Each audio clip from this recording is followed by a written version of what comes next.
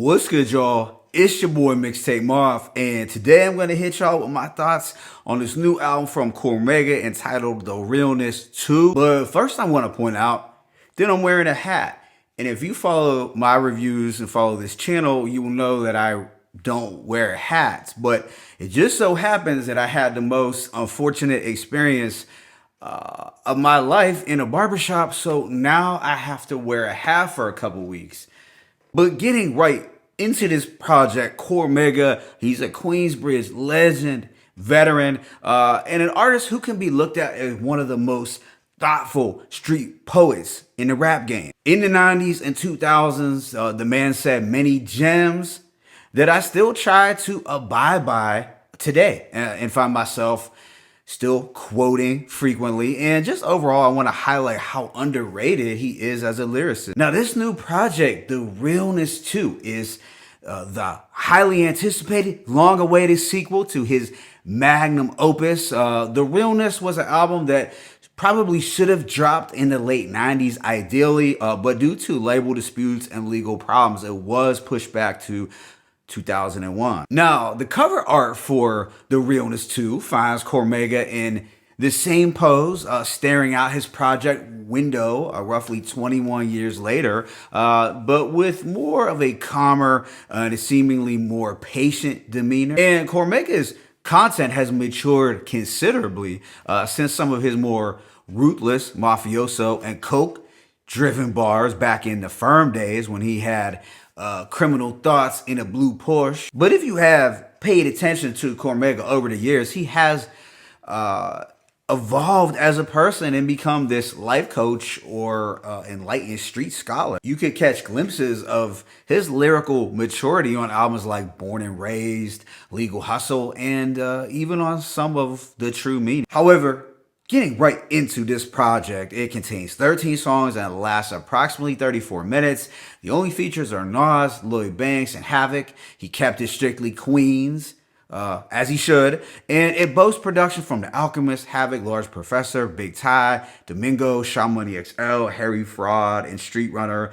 Some of these same producers were also featured on the original. But with that being said, let me go ahead and just hit y'all with this track-by-track breakdown. The opener, Once and For All, has an epic boom bap beat from Domingo. Mega is basically setting the tone and letting us know that he has more of that uncut, pure rap, and then he lives his purpose and has some knowledge and wisdom to give out. He raps, "Oh no, wait, I provide a consignment. My influence is deeper than rap. I truly stood the test of time like Mayan ruins. Glad I found my calling before the system tried to lose me." As a whole, it's a solid opener. Now, it does contain my least favorite beat, or perhaps a beat that I feel didn't really fit Cormega's delivery the best, but it's still a serviceable backdrop to get things started. Perhaps it'll grow on me. The second track, Her Name, essentially picks up where American Beauty from The Realness left off. So it's another love letter to hip hop, but this time set to a more elegant and symphonic beat rather than the rugged 2001 production. In a vein similar to Common's I Love Her, Mega raps, "You had it, Queen's respect, and the Fresh Prince was fond of you, was live at the barbecue, now your native tongue is numb from you know what, that's why they frown on you." At the end of the day, Cormega desires for hip-hop to stay true and to not lose sight of its direction, chasing illusions. Afterwards is Glorious with Nas. Now, this is the collab that lovers of Queens hip-hop have been feeding for. It's Nas and Cormega dropping jewels over a dusty and dark Alchemist beat. Nas states, "These capitalists say I got my finger on a pulse. The global-minded find that I'm quiet the most. If life was a movie, I'm the Stanley Kubrick of music." So while the bars were clever because it's Nas, I honestly felt his delivery was a little choppy here. And I'm saying this as a huge Nas fan. Whereas I actually thought Cormega had the better verse and flow throughout. Mega rapped, "The road to riches is cold and vicious. Some expire before acquiring growth and wisdom. It's knowing when a co-defendant's tone is different. Say less, listen. You can hear conviction." That's deep. So yeah, overall, dope collab, and I'm happy that they got to do a song together. Next is The Saga Resumes, which contains What sounds like a sample flip of the saga from its predecessor, and also produced by Big Ty. Now, the hypnotic keyboards give it a quintessential queensbridge feel, like something from that Nostradamus or I Am era. On here, Mega acknowledges that due to rhyming, he's no longer out there hustling. He admits to being now in a more mature place, while also reflecting on how far he had to come just to acquire peace. He carves out flawless gems like imagine coming from a rough environment like a diamond in coal, yet to shine and refine into his sight to behold. The following What's Understood also has an instrumental that embodies that QBC sound. We get a regal and kingly beat from Shy Money XL. Mega hits us with more thought-provoking bars like think kindness is weakness till subjected to strength, and realize peace suppresses the inner beast. Then he asks on the hook, if I measure loyalty, will you come up short or hold weight at all costs? And I think these are questions that, we have to be willing to ask ourselves at the end of the day, and also ask those kind of questions about the people in your inner circle. What follows is Life in Rhymes, which has an ageless instrumental produced by the large Professor.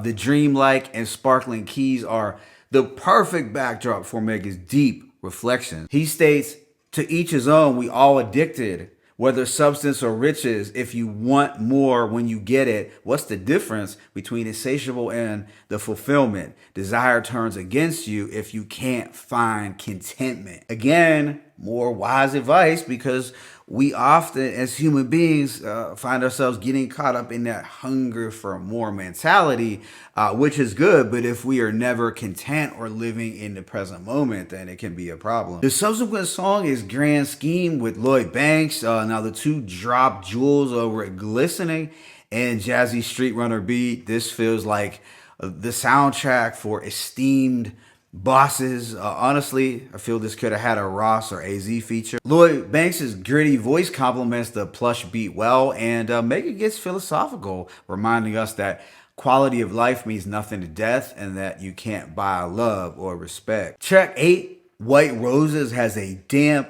spacious, and lo-fi instrumental that I was kind of on the fence about, but it's adequate enough. Here Cormega gives props to Biggie and Wu-Tang by cleverly using Biggie's song titles from Ready to Die, along with some Wu-Tang names to tell a story and drop more gems. So the beat, in my opinion, was just alright, but Mega's creativity and storytelling made it work. Whereas track 9, Essential, has a grand orchestral beat from Havoc that is slightly darker and even more futuristic. There's also more of an urgency to Mega's words and delivery here, as he states, beef is something I don't pursue, simple and plain. Please don't get it confused.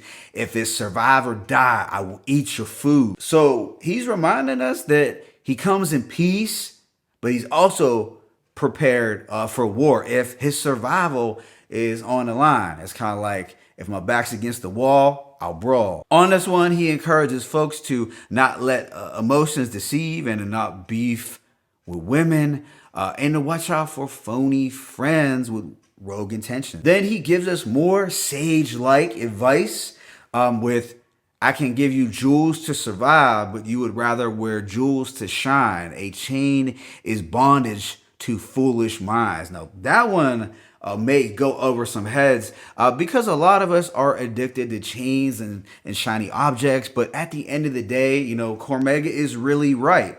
Those material possessions can put you in bondage if you make them the end all. Then the track This Life of Ours has a captivating yet haunting vocal sample. Overall, it's pretty much a melodic banger, where Mega dropping some of his more ruthless lines on the project, like, y'all woke, the sleeping beast, I'll body your whole team, has no goals, just broke schemes and limited coke dreams deferred. Then there's the cold-blooded, many want to eat but don't sacrifice. I feed shells to any with destructive appetites. After this is the Age of Wisdom a cappella, where Mega drops some spoken word that he's accustomed to doing on his projects. Then the second to last track is Paradise with Havoc, and the two come through with some streetwise philosophy over this gloomy soul sample. Mega calls out those who never hugged the block and those who were never known for squeezing. He also states, my rhyming is so elite, but I'm no elitist. I'm a smooth street poet the culture needed. Then the album wraps up with Man vs. Myth, which has an ethereal, misty, yet still mafioso backdrop from Harry Fraud. Omega raps, many bartered with death for comfortable living that wasn't fulfilling, like soul food I come from the kitchen, the appetite was sacrificed for my children. And I feel he really sums up the album best with that soul food line, as Mega clearly cooked up some food for the soul on this album. Overall, I give this project a rating of a strong 4 mics. I still think it's the best sequel to come out since King's Disease 2. Now, I love AZ a lot, but some folks assumed I was hating on AZ because I didn't love Do or Die 2. But I feel this Cormega is a better sequel album at the end of the day. If I were to make the comparison of these three individuals who were part of the firm and also dropped sequels within the past 2 years. The cover art and production on this project also had an ageless quality, which made it hard for one to detect if it had dropped in 2001 or 2022, which is a great thing. These things are important when making sequels. It's something that I feel some artists tend to overlook, but fortunately, Cormega got it right. He managed to go back and tap into his former environment, but this time through the lens of a wise OG who is trying to enlighten the lost souls. Throughout this project, Cormega gave out free game to anyone who was patient enough or wise enough to listen. Some of his parables or platitudes might go over some folks' heads, but he does offer up some life-changing advice that I hope the youth could absorb and soak up like a sponge. My favorite tracks include Glorious, The Saga Resumes, What's Understood, Life and Rhymes, Essential, This Life of Ours, and Paradise. Let me know what you thought about this album in the comment section. It's your boy Mixtape Moth. I'm signing out, but be sure to hit that like button and please subscribe. As always, it's peace and blessings. Cormega, the Realness II.